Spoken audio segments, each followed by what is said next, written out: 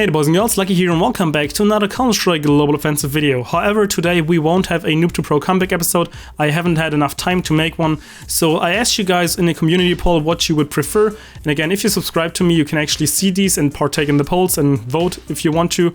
And you guys actually really want to have the refresher guide for pre-aim and crosshair placement instead, so that's what we will be doing today. And again, if you want to partake in the voting and the polls, just subscribe to me and you can see it in the community tab, or it will also pop up in your feed.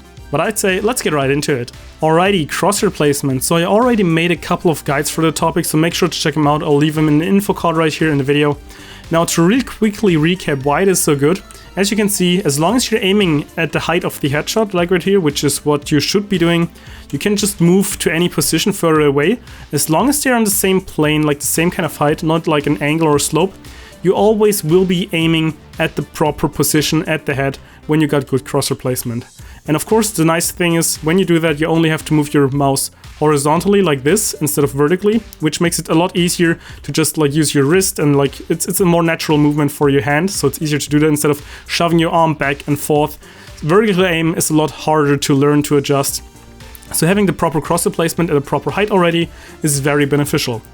Now let's talk about the other part of crosshair placement, obviously, and that would be, let's fly over, not just the height.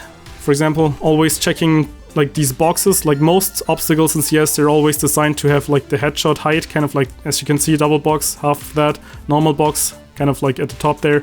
So it's very easy to just use that, like right here, for example, above, to go for a headshot, just as a quick side tip. Now, the other thing is, of course, kind of tracking the corner, like kind of like this, which you would see people do. They're kind of tracking the corner and see if someone's there.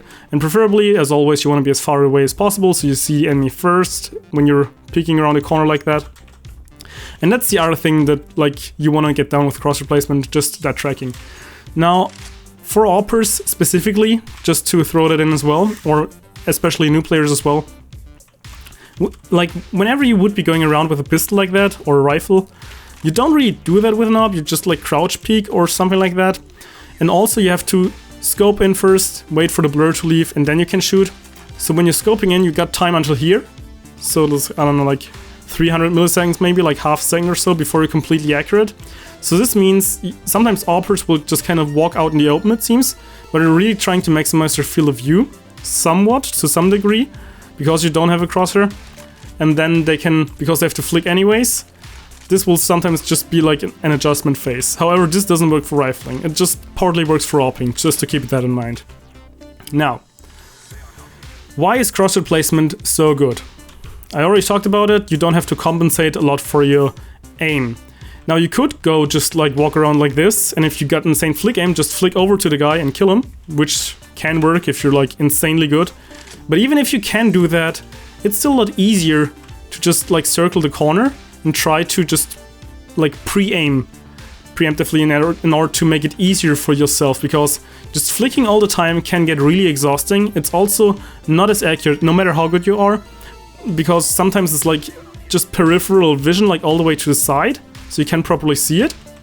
So this really means that whenever you're just properly going around the corner, it's a lot easier to go for a headshot. Also, if you got bad reaction time, you know, like whenever you're trying to peek, you're somewhat of a slow player, having the ability to not have to like adjust your aim, so you see like you would be right here, you just peek around like that and you can immediately fire instead of going around and then aiming. You essentially get rid of the aiming step, because you're already aiming, you're waiting just to pull the trigger kind of. And I was moving right there, so that's why I didn't hit him.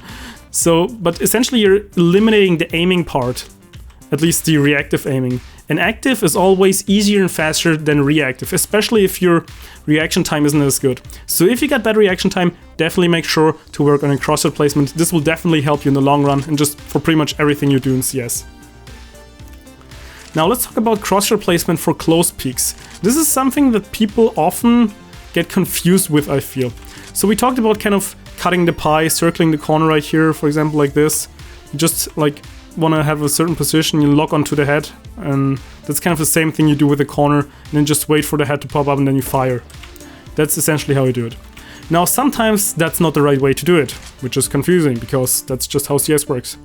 Now, for example, now we went over to B, In this scenario, we have a terrorist coming up right here, and of course we want to prevent him from planting on the site. Now keep in mind, this kind of pre-aim or crosshair placement is for close peeks, so you might be able to jiggle peek or get some information because you retreated and know someone is there. When you're close, you do not want to cut the pie or circle around like this, like so. It's extremely hard to do, first of all. It's not very reliable, and you're just kind of swiping across so much area to focus on. So it really makes more sense if you're further away from an angle to do that, and actually, like right here. But if you're close, you kind of want to, like for example, you can see right here, this is where the pillar goes. So by seeing, okay, I have to aim right there, so you just want to move out and then fire to this spot. So you kind of peek and fire. You kind of already imagine the target through your object, kind of like you would have wall X, if you get what I mean, instead of going around and cutting the pie like this.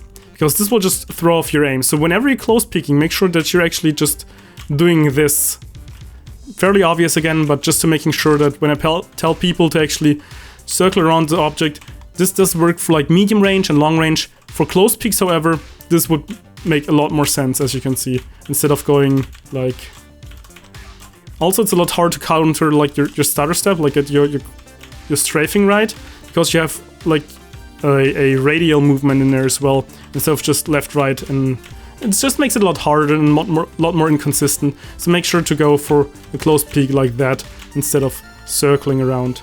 Now, okay, last but not least, how to have proper crosshair placement when there are multiple angles you could be attacked from. This is very hard. Also, if you're like trying to judge it in Overwatch, it's very hard. Now, the thing is, you can't. You always have to commit to one spot or try to exclude another one. Now, right here we see this box. Again, this is like a double stack box, like for example right here. So if we aim just slightly above there, would be at headshot height. So if we move out, oh, we can see, here's our target, okay. Would be like perfect crosshair placement, we would have had him. Now, sometimes people don't go straight and aim for this spot, but they aim for this one right here.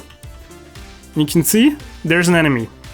Now, this really comes down to how good your experience is with the game and where you're like, where the intel is coming from. So you actually know kind of a little bit of where people are coming from, otherwise you just have to guess. But if you already know, like most people, like this right here, for example, would be smoked. You don't have to check right here. You should immediately go from down here. And of course, this looks like terrible crosshair placement, but the thing is, you're like looking down at an angle, like right here, the stairs, so you cannot like use the good proper crosshair placement. You actually have to use the vertical movement as well to preactively, I mean, aim right here and try to go for a headshot. So again, this sometimes makes it look like you got bad crosshair placement. Don't let anyone tell you that you got like bad crosshair placement because you're doing this, because you know where you are pre-aiming and trying to go for a headshot. This is still a headshot right here, because you know people are coming up through connector. You know, like they're not coming right here at B short. So just, again, putting that out there as well. And I hope this helps you to understand like crosshair placement a little better and why it sometimes might look weird. For example, like in this scenario where you're aiming down instead of up, where you should be aiming like from a classical or a standard point of view. And I hope this helps you in some way or another. Please let me know if it did. And I think that's pretty much all for now. I hope you enjoyed the video, and luckySkillFaker out.